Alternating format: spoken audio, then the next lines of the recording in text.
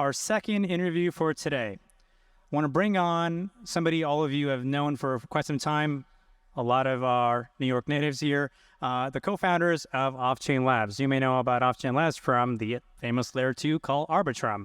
We're going to talk about what it means to scale Ethereum, how that whole process has been over the last few years, where we're going ahead and next in terms of the evolution of our infrastructure and everything in between, from how everything started to what we're excited about right now.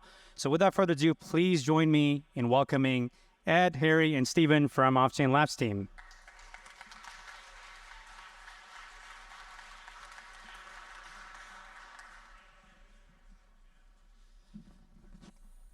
Oh, pure silence. I love this. So, I have a bunch of topics we're going to cover. We want to talk about sort of the history of how everything started to kind of some things you've announced recently. And I'm hoping this is more of a friendly chat between all of you as well, because we want to understand all three of you kind of getting you on at the same time as I'm hoping we're going to learn some new things. So my kind of first question is, coming from academia to where we are now, how did you all meet? How did this get started? And what's the story? Sure. Yeah, let me tell the origin story. Well, we met when I was a professor and Harry and Steven were PhD students at Princeton. You know, we had a history there of doing blockchain-related research. The original idea for Arbitrum started in 2014, thinking about how to scale smart contracts before there were any smart contract blockchains. And a bunch of undergraduates built a course project to build a sort of very early proto version of Arbitrum in the fall of 2014.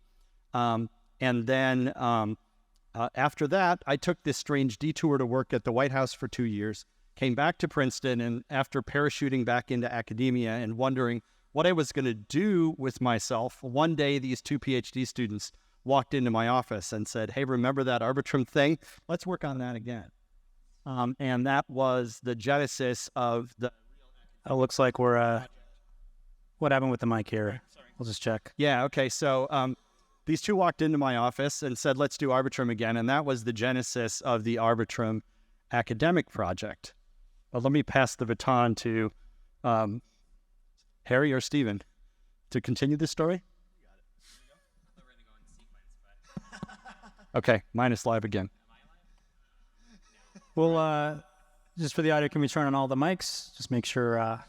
Is that better? There we go. Okay, good. Yeah, so we published the academic paper for Arbitrum in August of 2018, and that was at the Usex Security Conference. And at that time, we also looked at each other and said, I think there's something really very important here, and we want to build it ourselves. So the way it sometimes works in academia is you do something and then someone else builds it, but we're like... And we all worked on many different academic projects in our day. So we're like, no, this is the one that we actually want to go ahead and build. And that's when we actually started the company that month in August of 2018. So we just turned 5. Happy birthday.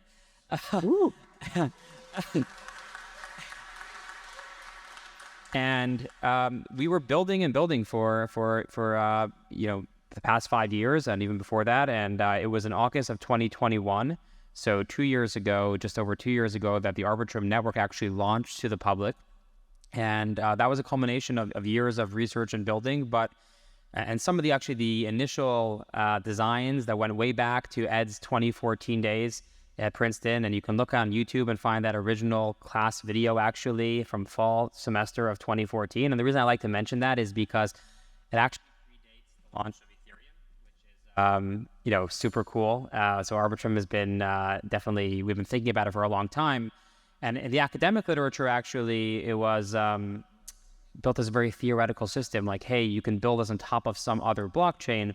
But from the earliest days of the company, even before the company founded, it was clear that we were building this on Ethereum. And that's where we put our focus ever since. And in the past few years since launch, we've had a few different iterations. So we launched Arbitrum Nitro a year ago.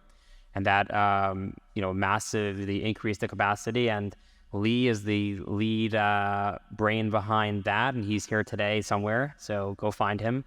And just recently, we announced Arbitrum Stylus, which is the ability now to not only launch EVM contracts on the chain, but also to launch Rust and C and C++. And Rachel is here as well. You can find her and the Stylus team. But anyway, I'm sort of getting a little bit past the. We're going to cover all those things. I'm just very excited about those things. So. I think there's a little bit more kind of fun to map out kind of the history like slightly after that. I think kind of it was, I think early 2019, I think kind of was when I think I went full time, and I was the first one to take the plunge into like, okay, this is it now. And we had, I think, a good year and a half when it was like just like us. We brought on like one or two other people. Yeah. Tiny in-person office in Princeton that was convenient to get to from where we were. We went co-working space. Then we had like moved into like our own little dedicated office, but like very tiny, building away like in this kind of like, hey, we're all nerdy academics building something awesome that we love. And yeah, there's like, we raised a seed and we had investors, but like it was very much in this kind of like beautiful little like, it wasn't a garage, but it felt a little like it. Yeah.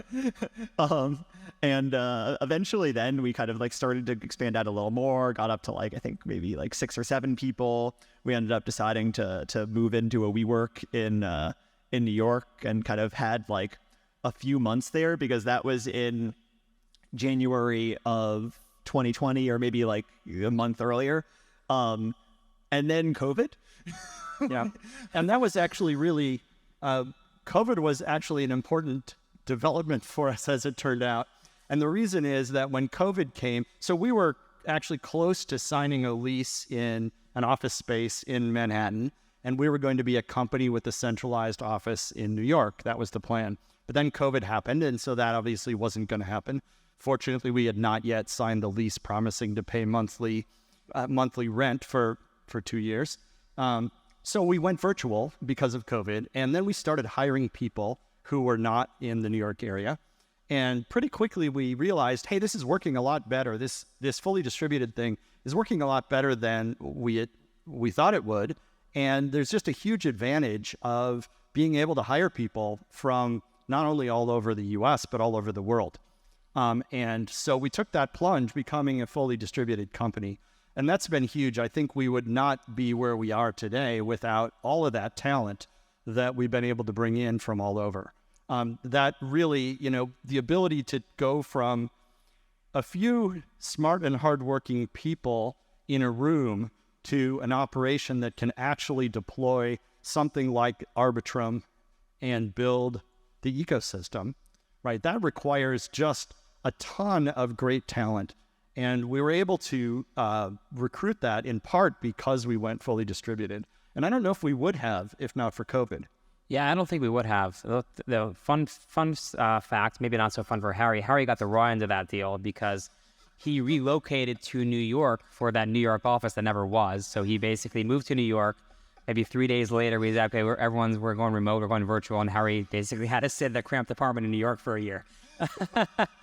So fun story for me. I don't know about that. He's laughing, so we're all good. No, it was all right. But I like to say it's fun. It's nice that Ethereum is global. I wanted a much louder groan. I feel like that really deserved, That's what we call it, ETH Global. Well, so I guess I'm curious about how the last 3 years have been, or I guess a little bit over 2. You kind of launched mainnet. It's been monumental to kind of see what's happened with the success of how widely the chain is used. The chain is, I mean, it's still the biggest TVL out there if you check on L2Beat. What was that experience like? What kind of went well? What didn't go well? What are you skeptical of or don't agree with on those certain metrics from that laugh? I could guess. How would you kind of retrospect on the last couple of years? Well, so we launched this thing in August 31st, 2 years ago. And, this was after about 3 months, of a closed developer-only mainnet. The idea is we wanted all of the application teams to be able to get their stuff set up and running so that when we threw open the doors of the mall, all the storefronts would be occupied. So we opened it, and we got some healthy use. And I think about a week plus in, we had like $100 million of TVL or something. And Stephen went offline for 24 hours. And when he came back, he's like, how are we doing? What's the TVL? And the answer was 1.6 billion. So we had like $1.5 billion of TVL come onto the chain all of a sudden over a 24-hour period, completely unexpectedly. Yeah, so it was right around this time of year. So there are the Jewish high holidays. And like I said, went offline for a 24-hour period. And then I just thought there was a mistake. I'm like, I don't know what's going on here. RB Nyan, for those of you who remember, that was that event. Wow. But it was a very interesting kind of like hello into the space, just in terms of like you spend these like months working with teams and getting tons of teams deployed on mainnet in this kind of relatively open developer period we had. But the first application was that kind of got this huge amount of involvement was a meme. Yeah, who could? Right, but I think there is kind of a lesson there, and it's sort of proved out over time too, is if we had at the beginning said, okay, we're going to pick which 4 or 5 projects we want to really kind of work with and drive the success of when we launch, we would have probably guessed wrong. That is, we're really happy in hindsight that we went with this fair launch approach that was designed to kind of bring everyone on board and then let the market decide, or the ability of these teams to deliver, decide which ones were going to be big. And I think it's part of the reason that Arbitrum has been as successful as it has, that we took that sort of big tent approach to working with applications. But I also want to say that that's not just a sort of marketing or strategy choice, because in order to make that work, we needed to do a ton of really hard engineering work to make it so that it was pretty easy for a team to switch from, say, Ethereum to Arbitrum. And because that switching cost was low, teams that wanted to come on board did not need a month of special engineering support from our team, right? So in order to make that sort of adoption at scale possible, we needed to do a lot of really hard detail engineering work. And I think that's another part of why we've been able to be as successful as we have. Just to add a little fun piece of color onto this story, it's now something that's kind of like a interesting, exciting story to retell, but at the time it was terrifying. I people who know me can vouch for me. I tend to be like I have pretty solid nerves. It's basically the only time in my life that I think I've had like anything that gets at all close to a panic attack was when this like novel piece of technology that we had all sorts of warnings about, of like, this is novel, this is experimental, use at your own risk, and kind of tried to like educate people on. We were not expecting and not really hoping for that kind of adoption. And so I think that like it was a very interesting, and I think that kind of like we had confidence in what we had built, but there was also a level to which, like, after a week, I became more confident that if there was going to be a major issue found, probably people would have found it because the incentive was so huge. But it kind of took that for me to sort of calm down a little bit. That moment for me, there was a single transaction that bridged $500 million. Just think about that for a second. That's a lot of money. So, yeah, that's definitely a high-stress environment. One of the interesting things that kind of, for some people who've been in this space for longer than 3 years, one of the interesting things is that we've also kind of seen the narrative change. 4 years ago, L2s were just like, hey, we need something up there that can get the TPS up, and that's kind of the metric that mattered. Now it's a mix of, not only do we have better ways to think about what types of rollups there could be, or what type of L2 definitions you want to kind of consort to, we also have now nuances in, well, maybe everybody should have their own, and we can kind of do spin-offs, we can do very specific things, and kind of looking at things like, you have the OP stack, the Polygon CDK, you have kind of the ZK development kit, I forget the acronym that they use. How do you kind of view all those developments? How does that cross compare to what you're trying to do, and sort of what are your kind of thoughts on all those things? So we have Arbitrum Orbit, which is the offering that allows you to build your own chain. You can build an L3 completely permissionlessly and open. You take the code, do what you want with it. There's a set of customizations that come out of the box, like your own fee token, the gas token, but then you can actually go in and make deep customizations. I'm probably like, I'll give a slightly controversial take, maybe, which is I don't necessarily know that it makes sense for every project to have their own chain. There's a lot of interest there, and I think we'll find the right balance between them. The analogy that I like to give is to TV channels, in which it's clearly that wouldn't work if every show was on the same channel. There's just too much there, and you need differentiation. But it also clearly wouldn't make any sense if every show decided, no, we're not a TV show, we're a channel. You'd end up with like empty programming most of the day. Everyone would have to go and negotiate their own deals with advertisers and distributors. And the system that we have, I know this is data, like who watches TV anymore, but it's just an analogy. The system that we have is kind of a decent one, which is you have organization by type and interest. So if you're into cartoons, you have the Cartoon Network. If you like nature, you'll have the National Geographic Channel. And there's no exact science, right? You can have a cartoon about nature, which could sort of go either way. And I think that's what we'll see with rollups. And you also could have some competition. You have a few different news channels, for example. And I think we'll see verticals. So you'll want to be in an environment where you're loosely organized with others that are, want to be in the same chain with you, that will have benefits for you and your users for this discovery. Like, oh, I'm on this chain I'm on Arbitrum Nova playing this game. Let me check out this other game that's on the same chain. So I'm not that personally bullish on the idea that every app will have its own chain. I don't think that makes so much sense to me, but I do think we'll see many chains pop up, and it's sort of open season now, and who those winners will be, it's hard to know. And I think a lot of people are angling to sort of build those for new verticals, but also we don't even know what the verticals are yet.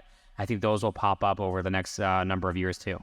Yeah, so with Orbit, really the good reason to have your own chain, if you do, is because you need something different or custom that the big public chain like Arbitrum One doesn't provide, right? And so it's kind of about customizability in those on those chains, because I think a Me Too chain that works just the same but has a switching cost and less TVL and smaller user base doesn't really make sense, right? And so we're really thinking about giving people the most flexibility to figure out how they're going to launch their chain, how they're going to configure it, what kind of data availability, what kind of sequencing, and so on. So, I mean, that's really sort of from the standpoint of how we think about what Orbit is providing.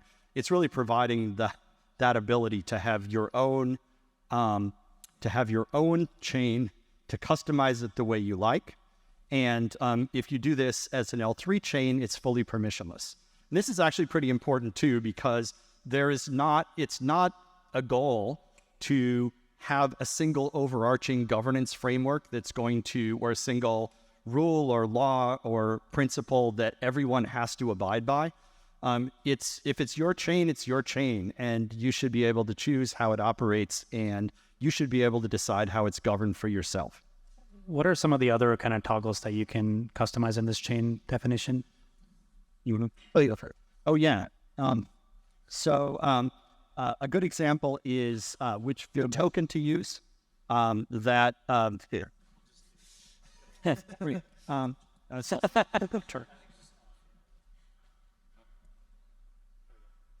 Okay, yeah, good. A good example is which fee token to use. The Arbitrum One chain and Nova use ETH, and there's a lot of advantages to using ETH, but some chains want to use their own chain as a fee token. Some might want to have a different economic model where, say, they have very low gas price or even don't charge for gas at all, but then have some kind of, say, subscription model or in-chain purchases or in-app purchases or other kind of economic models. Some might want to tune the chain differently, so they care a lot about, they care more about cost and maybe not so much about super fast finality. There's a whole set of different trade-offs that people might make based on the needs of their particular business approach. I mean, I had kind of just like a fun diversion from this, which is very related. If you want to do more features first, I can. Just briefly, I guess two more that come to mind are permissions. So you can scope permissioning differently. You can say it's a chain that's secured by Ethereum, but only these set of people or only I can launch contracts on the chain. So you can control not only like your environment, who's actually building in your environment, but it can be open to users. You can also permission on users. This is something we're seeing from institutions, they want to maybe have a KYC chain where actually you can only interact with the chain. And again, the cool thing here is you can have these permissions, but it's still a public chain in the sense that it's secured by Ethereum. But actually, that's another, when it comes to public, that's another area which you can innovate on is public versus private. Can you build something that's secured by Ethereum, but also has built-in privacy? And the answer is yes. These are some Now I got my fun little diversion here, which is again back down memory lane, which is that the around 4 years ago now, when we were working on this originally, like I was describing, we were not imagining building a rollup, and we were not imagining building a world with kind of like where there'd be like one big or a couple big Arbitrum chains. We were imagining something that looks a lot more like Arbitrum Nova based on Arbitrum AnyTrust today, with smaller groups of participants. And like, for example, I think our go-to example at the time was a chain that's just one poker game that's created for the poker game, and you play it and then the chain dissolves, and much more kind of ephemeral chains. And sort of at the time, and this is like one of the things you get maybe when you have a bunch of academics, this was not exactly something that had product market fit. And so it's not an idea that makes, yeah. But it's also the case that at that time that we hadn't yet figured out what we understand today about how to build a chain that is Ethereum compatible as an L2, right? When we started the company back in 2018, I think nobody knew how to build an L2 that was performant and practical and Ethereum compatible. And we had to figure that out along the way. And so I think we knew early on that something that had that generality and compatibility was something we wanted. But early on, because we didn't know how to build that, we were focusing on something that ultimately is less useful. But this may be coming around again, because the ability to launch, say, an ephemeral chain to manage a particular poker game or like a duel in an online game still probably has some use eventually, as long as it's not the main and only thing you can do. And another fun fact, poker game might have seemed like an example Harry just threw out of there, but you'd be surprised back in that Princeton office, the number of hours we spent researching poker. Particular on trustless poker. Yes. Protocols. It's actually for science, of course. For science, yes. Non-trivial how to design. Actually for science. No, yeah, there's a lot of academic literature on poker, and we used to be reading poker papers a lot as an early example of what you can do on an Arbitrum chain, and just shows, sort of how things have developed over time. Because back then there was a time where it wasn't clear that the adoption would be as quick as all in, everyone doing it at the same time as it was. And there were thoughts we did need to actually not only build the core stack, we need to build some good examples showing people what you can do. And there was a thought there would be this one-off environment like this. So it wasn't like DeFi is moving wholesale. It was like, hey, you can do a poker game on layer 2, and we were going to try to build some of those early applications for our chain. Turns out the way history went, we didn't need to do that, fortunately, and others found the technology and were excited about it even before we had launched it. But we definitely spent a lot of time thinking about those early applications. I bet those were the good days of state channels being the top of where everything used to be. Yeah. Yes. I think most people already have a good idea for optimistic rollups are, but I want to just make sure we're not kind of assuming that. So I'd like to kind of have you give like a 20-second version of optimistic rollups in the next question. But I want to just bake that in before you answer the actual question, which is kind of giving how optimistic rollups work. Understanding how something gets finalized is important, and decentralization and measuring that is equally important. And I'd love to kind of understand from your perspective for Arbitrum, how do you think about sequencing and the guarantees that need to have in the space? Yeah. So there's often misconceptions about this, and there's a bunch of reasons for that. One of them is that the way Arbitrum does this is different from how other optimistic systems do. In designing Arbitrum, we made a pretty hard line that the sequencer should be minimally trusted. That is, the thing that the sequencer needs to do is to vouch for and record which transactions arrived in which order, and nothing else. So the sequencer is not trusted for any other purpose, and that's actually really important.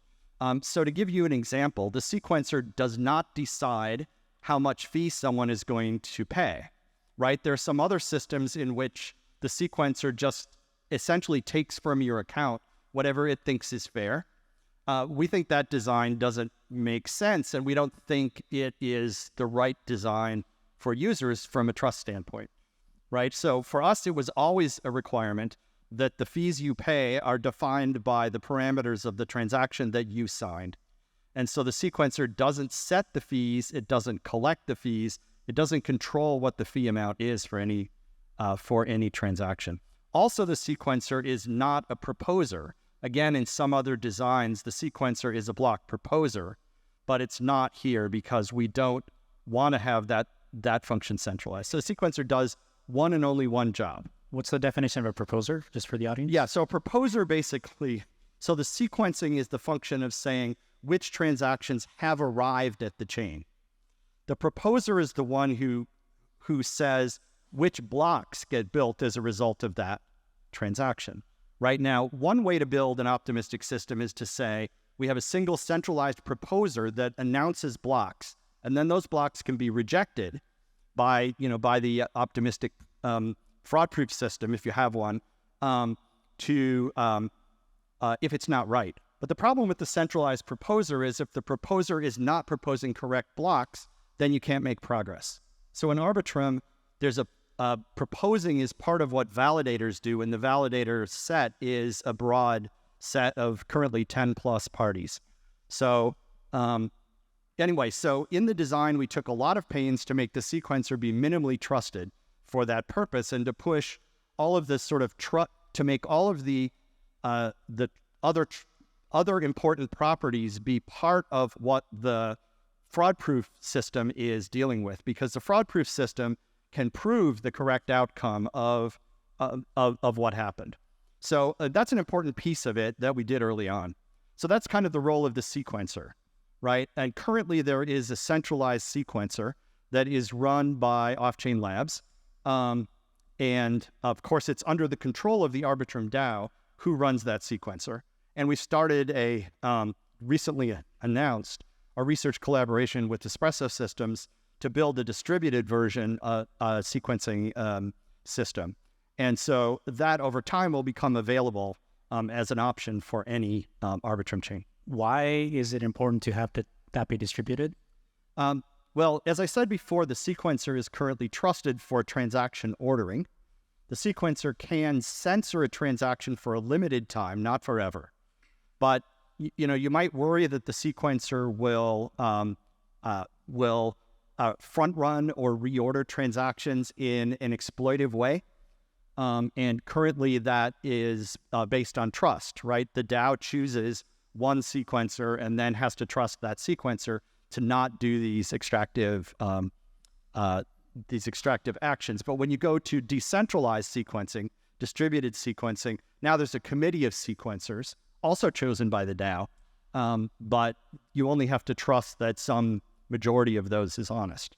And just to echo what Ed said, I think that there is like this misconception out there when people say decentralize the sequencer. Sometimes people think that the sequencer can at will post arbitrary transactions or take money from your account.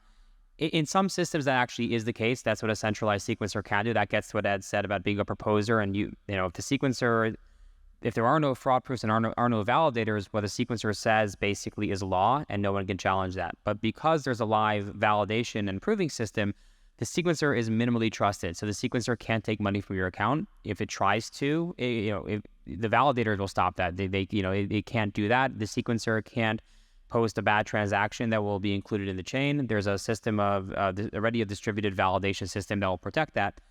I'm not trying to minimize the importance of decentralized as a sequencer, but that's I think what Ed was getting at, just focusing. It's about this problem of reordering or delaying transactions. They can't infinitely censor because you can always post a transaction on Ethereum, but that has its own cost and delay. What it can do is it can reorder transactions and it can delay transactions. And today there's a centralized guarantee, which is we are not doing that today. The Arbitrum sequencer is processing things in a first come, first serve manner currently, and it's enforcing that policy in a centralized way. But the question is, can you decentralize the ordering of the sequencer such that you have a decentralized or distributed property that's guaranteed that, hey, if this consensus property does the right thing, if the majority of these users, of these participants do the right thing, then the sequencer not only isn't, but cannot do this malicious reordering. And that's sort of, again, not to minimize the problem, but just to focus on what the problem is. It's not quite this large problem that others think it is. Again, in the case of Arbitrum specifically, that's not the way the sequencer is designed. I want to just circle back around and finish that out with kind of like, what is the 20 seconds of like kind of how this works at a high level, just because then hopefully this will help some of what Stephen and Ed said click into place if you're not already kind of familiar, which is so basically you're using MetaMask. That's a good place to start. You submit a transaction. That transaction with Arbitrum goes to an entity called the sequencer. The sequencer then very quickly confirms the order that it's sequencing those transactions in. I mean, that's where the name comes from. It's sequencing your transactions. At that point, it says, hey, this is the order. If it's malicious, it could change things. It's just a promise that it's making. It's not enforced by Ethereum. That's not kind of the real Ethereum security of a rollup. What happens next is periodically on Arbitrum 1, it'll be every couple minutes, depending on how much traffic. It posts a batch of those transactions to Ethereum. That batch just contains the signed transactions. So it's just the same transactions that would be in an Ethereum block, get posted directly onto Ethereum. That's just the inputs. That's just kind of specifying what your transactions are the same way, like I said, would be in a block. After that's posted, the order of transactions set. So anybody looking at the chain knows what the result will be. You read those transactions, you execute them, you know exactly what the result is. Anybody off-chain at that point knows what it is. Ethereum has no clue, so you can't withdraw your funds at that point, because how is Ethereum supposed to know what the result is of executing those transactions? The whole thing is we're not forcing Ethereum to execute them. That's how we're making things cheaper. At that point, a validator comes in, or a proposer, and says, hey, if you executed those transactions, this is what the result would be. And it just makes a claim about that. And at that point, again, the claim, you can check off-chain very easily if that claim is true. It's trivial to check. It's just that, again, on Ethereum, we can't. And this is where the challenge period comes in, where any other validator can see if that's incorrect. And if it is incorrect, they can initiate a fraud challenge. And there's an interactive mechanism for Ethereum to actually resolve that challenge and figure out who's correct and who isn't correct, and make sure that Ethereum actually has proven knowledge of what this is, which is how you can take funds on Arbitrum and withdraw them back to Ethereum securely. I was saying maybe also quickly worth just understanding then what is Arbitrum Bold and kind of what's the nuance here? Yeah. Kind of how So it puts. Bold is the next generation challenge protocol or fraud-proof protocol that is currently in the pipeline. We've published the code for Bold along with the paper explaining the algorithm. There's been a security audit of the code which is published, and it's on the pipeline to get to being deployable. So this is the part of the protocol where validators are able to work together to establish to checkpoint to Ethereum, what is the correct outcome of execution. So a way to think about this is a validator can make a claim about what the correct outcome is and stake on that claim. And if nobody makes a conflicting claim, after about a week, that first claim will be confirmed and it will be canonical and official and recorded on Ethereum. If somebody else makes a conflicting claim, now you can think of it like a fork of the chain. So there's a fork, and we need to have a fork choice rule to decide which one of those branches is the correct one. So unlike Ethereum, where it's a consensus protocol, and basically it's kind of voting among the Ethereum validators to decide which branch to take, with an optimistic rollup like Arbitrum with fraud proofs, the way this works is that it is actually a kind of a dispute on the merits about who's right. So one staker or one party who's correct is able to force their version of the chain to be confirmed and all the other ones to be pruned off. And so the protocol for doing that is the thing that allows validators to stake on claims about the correct outcome, and then any disagreements about them to be resolved, that's the challenge protocol. So Bold is a new version of the challenge protocol, which has a bunch of really important technical properties, which I'm not going to go into right now. But the upshot of it is that Bold makes it safe to make the validator role be permissionless. So let me talk about what that means. So currently there's a set of around 10 validators. That's a permission set, and includes a bunch of large and well-known entities in the space. And all you need is for one of them, any one validator can force the correct outcome to be accepted, even if all of the others are trying to lie and cheat. So when you make validation permissionless, now we have what I think is probably the best possible security guarantee for the chain, is that you'll get the right result if any one party is honest, if any one validator is honest, and you can be a validator.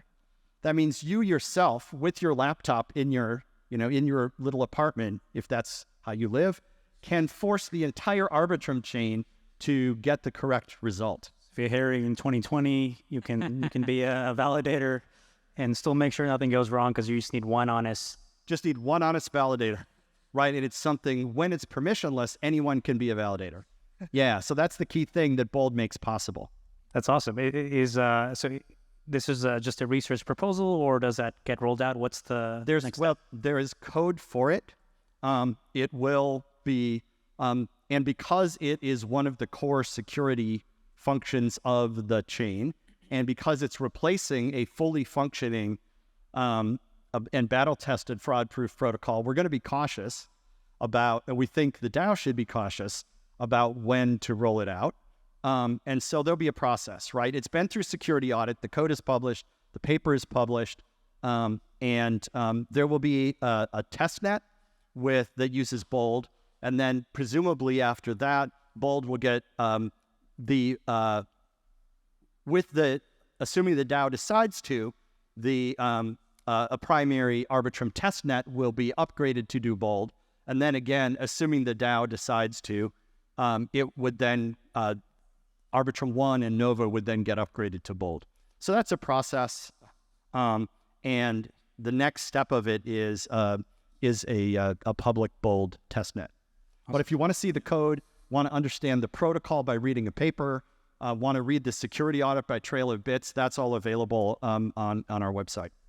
This is one of those cool things, and like I think when Ed was describing this, there was the kind of the clause of like assuming the DAO approves of it, and the kind of it points at this really cool thing about where we're at now, which is like DAOs are big and messy and complicated, which is great, because these are big technical changes that are critically important, and you don't want it to be easy to deploy changes like that. I mean, this is kind of the beauty of where Ethereum development has really thrived, where kind of you have a lot of voices and a lot of thoughts, and you kind of need to form consensus over kind of wide swaths of stakeholders in order to really make changes happen, which is just kind of critical to avoid sort of, capture and to maintain decentralization. And so I think that kind of the neat thing about sort of where we're at working on stuff like this with Offchain is sort of we're building the tech, and we're building it in kind of the best way we know how. And I think kind of the cool thing is that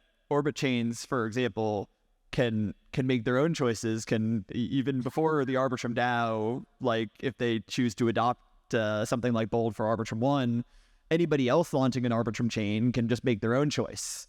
And sort of seeing how all of that evolves from just kind of like implementing this tech, and then how it actually sort of like enters into the world and gets used is pretty interesting.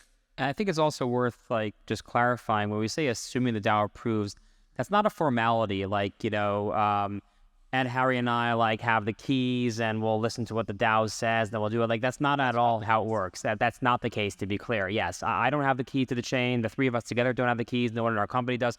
The only way we can upgrade the chain is we can propose software to the DAO, as can, by the way, anyone here.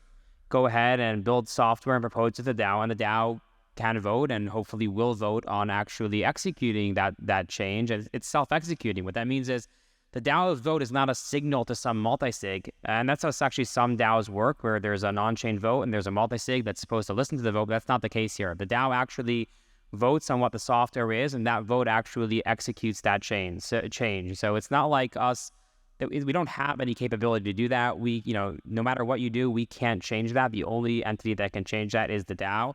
And it's really cool because that means that anyone who, is part of the DAO and part of the community can participate in that process, either in the discussion on the forums or the voting, and really can build the future. And if there are developers here, again, you can go to the DAO and build software changes yourself and present things, and you're in no more better position than we are at Offchain Labs. We just have a lot of expertise in building the software.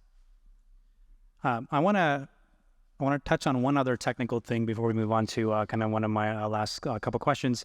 But bear with me on this oversimplification, but Offchain Labs and Arbitrum was not really started as a way to scale Ethereum. It was a way to scale smart contracts. So from kind of my perspective, like, you've always sort of talked about and innovated on how you can actually have better execution and better runtimes for smart contracts. So I'm kind of curious about, like, what are kind of your different views here on how people should think about the evolution of smart contracts, and I think the Stylus comes into play here too. What's kind of the thinking behind that? Why do you think it's important, or what that unlocks or kind of keeps the same, but you have some better guarantees? What's kind of the way to frame all of that from your perspective?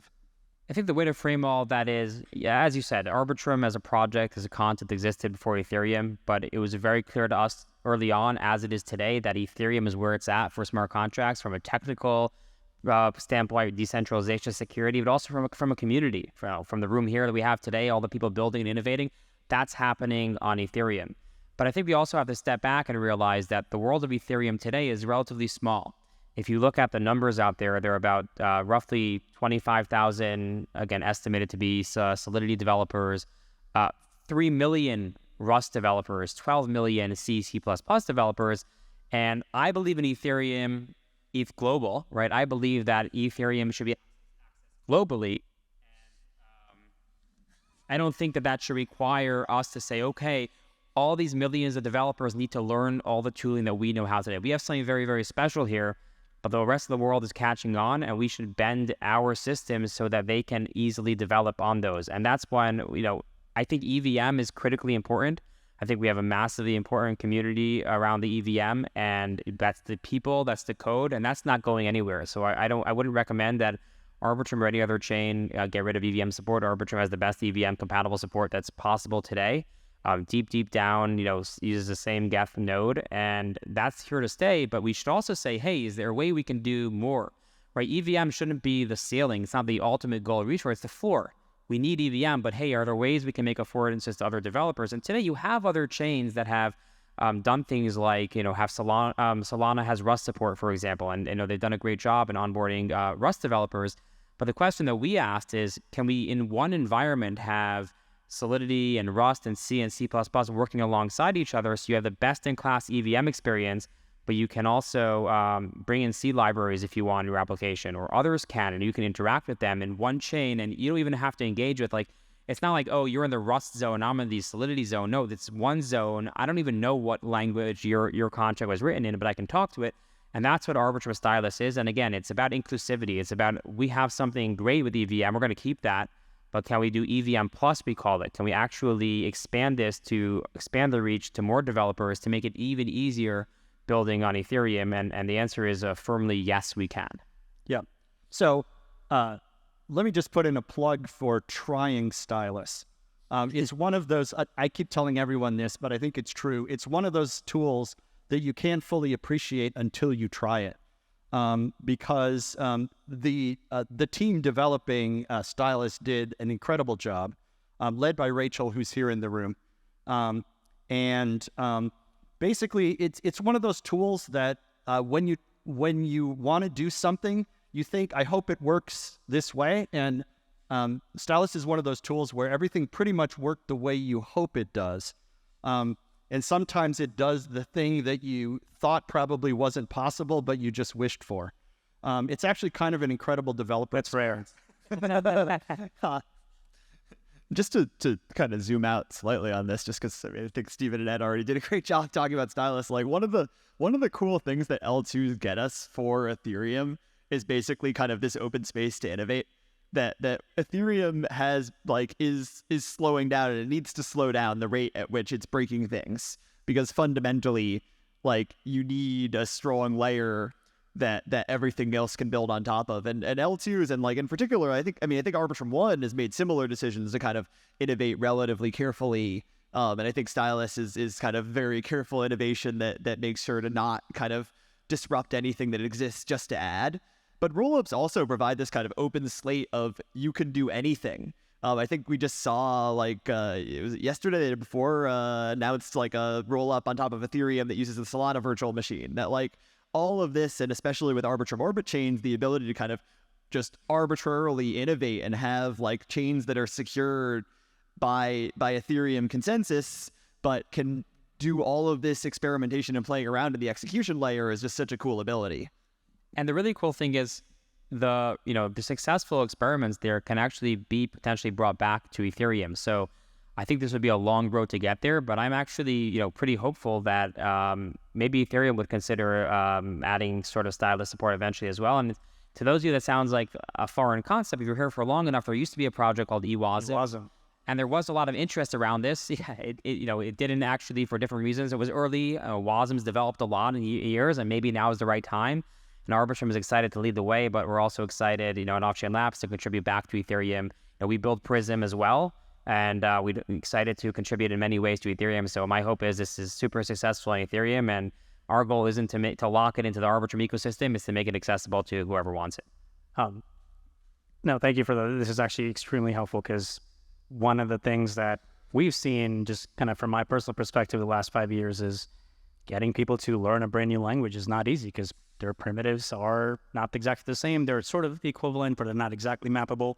But more importantly, having a rich ecosystem matters. Being able to use dependencies that you rely on, being able to get support on those things, being able to just plug into things that we know have worked is a massive unlock, and this type of thing just enables a lot more of that. So getting those 12 million more developers in is a pretty big win. Yeah, and there's another way in which that large developer community in these languages really helps, and that is that the software development tools for testing and debugging and all of that are much more mature in for these more popular languages. And if you want to ask why is it that Stylus is 10x or more efficient for computation than EVM, there's a bunch of reasons, but one of them is that it gets to use say compilers. If you're using the Rust compiler is better at optimizing your code than the Solidity compiler, which is what you'd expect given that Rust has so many more users and therefore so much more effort and engineering has been put into optimizing all of that. And so, it's not just that we bring in all these developers, it's that we bring in these much more mature and battle-tested and functional tools. Absolutely. Is there something that you disagree with each other on? I wore a polo shirt, Harry a t-shirt, and Ed a button-down, so couldn't coordinate that. On a different day, it might have been different, although Harry will probably be in a t-shirt every day. Yes. I'm the only one who's not human, apparently, judging from my profile picture. I think the thing that I'm most impressed with is, I don't know if this was coordinated. You just ended up sitting in the same spots as your photos. That was on purpose. There we go. Not my first panel. Yeah, a lot of success in this field is about attention to detail. I absolutely agree. I still want an answer, though. Well, yeah, let me say this. Attention to detail.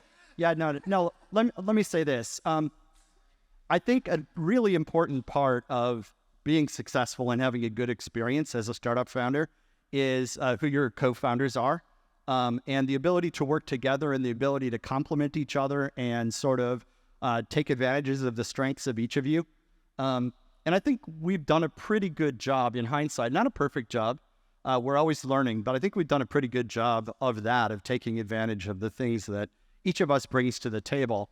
And we certainly have had some vigorous internal debates. I wouldn't call them fights, but I would call them vigorous debates about what we should do. And we end up, I think, making better decisions because of it. I'll give you a fun one. There we go.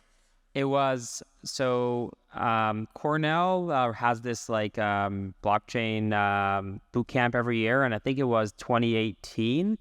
And anyway, I went, and someone like was really actually it was Nicola Greco from Filecoin was like pushing me and like, hey, there's this thing called ZK rollup. You guys need to call this thing a rollup. Call this thing a rollup. And like we had like a vigorous internal debate, and like, you know, Larry Davis style. I don't think so. Over time. But over time, we came around to that. But yeah, it's kind of funny because like the ecosystem is sort of the default for most of us here. Yes. Well, yeah. So that was an interesting one because it wasn't clear what rollup was going to be, and in fact, the thing that people call a rollup today is not really what that term means. Something different today than it did back then.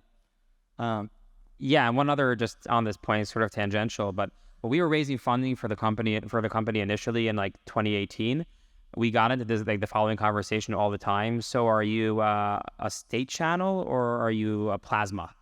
They're like, neither. And but no. You're a state channel, you're a plasma. And eventually, I actually gave a talk where I said Arbitrum, advanced state channels, where we sort of just like reframed everything for state channels because no one else Space channel ride plus. Exactly. There you go. So it's interesting, actually, the way it doesn't really answer your question. Is like, so I'm skirting here. I'm satisfied. But okay, good. I'll stop. No, but the vocabulary develops in a very interesting way in this space. And the other interesting point here is people get very caught in sort of their memes and like things that you're supposed to believe. One of them, which I disagree with currently, is ZK is the end game. And anyone who wants to, I won't have time here because you don't have a few hours, but anyone who wants to engage with me in that, I'm happy to. But if you look back, actually, just a few years ago, and I mentioned this when we raised money, Plasma was the end game. And many of the same smart people, and they legitimately are very smart people, saying that then or saying the ZK thing now. And you know, there's vigorous debate on this. And the point is, and you know, to make our point here, like, you should have your opinion. And if you want my opinion, I'll be happy to give it to you. I guess I already have. But the point is actually, for builders out there, it's you know, it's super interesting because don't like get caught by the memes and like say like, or don't be locked in by the walls that other people have built. Because if you do, we would never have rollups because we'd all still be building Plasma because we were told that is the end game. You know, there are a lot of smart people out there, but smart people make mistakes and smart people's thinking evolves. So if you have a really good idea and you're convinced it's a good idea, keep building it and keep trying, and the narrative will come around to you if it's a good idea. Yeah. So just more on this sort of ZK is the end game thing. Watch the Offchain Labs Medium account for a post written by me that will be going up probably within the next 24 hours on exactly that topic. You heard it here first. It might be up already, actually. I was just gonna add on one of the I think in terms of arguments, one of the fun things I think is like all of us kind of coming from an academic environment is just like you're very used to like arguing in front of whiteboards. It's definitely a very important part of academia, and so kind of like before we started getting into sort of like the business world, I think we already had a good amount of experience with like butting heads in a productive way. Yeah, meeting. Yeah, one of the first things we bought actually as a company was a ginormous whiteboard. Massive. I had to get it through a window on the second floor because it wouldn't fit in the elevator, actually. Now, of course, we're fully distributed, so we only get to use whiteboards together occasionally. But that same whiteboard, actually, I learned not that long ago, still exists in a storage unit somewhere. This is true. Well, Stephen, Harry, Ed, thank you so much for joining us and sharing your thoughts. This has been excellent, and looking forward to that blog post. Thank you. Okay.